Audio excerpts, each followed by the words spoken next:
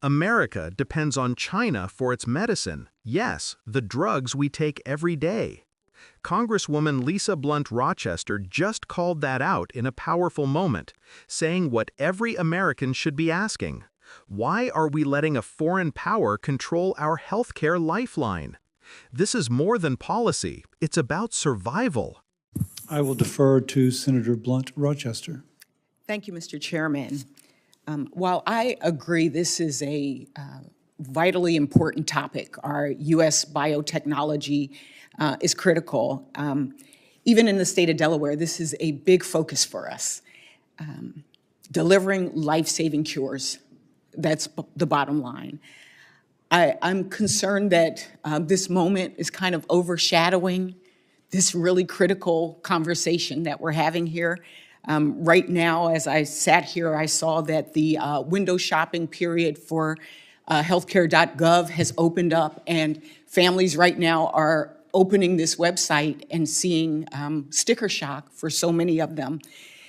I was literally, I'm sorry, I missed some of your testimony because I was on the phone with people in my state, whether they are from community centers, whether they are government officials. Our food bank is coming in later. One of our community centers said they literally ran out of food yesterday, and this is before we make choices with what happens with the SNAP program, things that make us healthy, eating good, healthy food. And so to the witnesses, I thank you for your testimony. I am looking forward to a real robust conversation on how to make sure that our country is strong, both our health, our national security, our agriculture, because biotechnology is really connected to all of that. Dr. Ramachandran, I want to start with you. With the president just leaving China, I think it's important to highlight that China is closing the innovation gap by strategically investing in biotechnology. In 2021, China released their 14th five-year plan, which laid out a whole-of-government blueprint to becoming a global leader in biotech. It is one of their strategic priorities as a country for healthcare, for agriculture, and for energy. Can you highlight a few of the specific priorities in that five-year plan? Thank you, Senator, for the question. And you're absolutely right. In that plan, China made very strategic, targeted investments at every point of drug development, manufacturing, and delivery in order to enhance their role in our global biomedicine system, biomedical research system. In particular, for R&D, like the early stage research, what NIH typically funds, they wanted to hit a target of 7% annual increases over the five-year period, and actually have far exceeded that over time. They've also put in several grants in not just for early stage research, for clinical trials, to be able to have operations that would host clinical trials for companies that are based in other countries as well, and also prioritizing domestic pharmaceutical companies and domestic manufacturing. A lot of public investment that went to prop up small biotech that's in China, as well as manufacturing facilities. So really at every stage of the pipeline, China decided to put in a lot of investment, and we're seeing returns from that. They're obviously now a key player in terms of medicines that we have here. About a third of medicines that are new in the United States come from China, at least the products. And on top of that, generic medicines, obviously, several of them come from China as well. So they've positioned themselves to be a key global player, not just for themselves, but also the rest of the world in terms of biotechnical innovation. I have a question for the panel, and it's just a yes or no. Have you seen in our country a comprehensive plan that's as strategic as this one in biotechnology for this country? Just yes or no? No, Senator. No? No. No. No. No. Thank you. That answer is because we don't have one.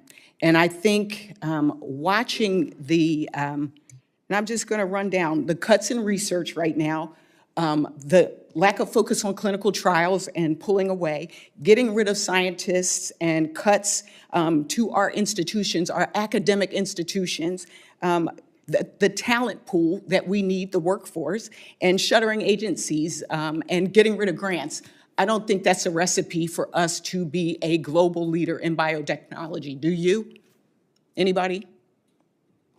Again, thank you, Mr. Chairman, for this very important hearing. And I am really looking forward to continuing this dialogue because this is vital for our health, our national security, really for the world. I like what you said, Mr. Crowley. I don't mind if China makes our toys. I don't want them making our medicines. Thank you. I yield back. Lisa Blunt Rochester's frustration in that exchange wasn't just about biotechnology.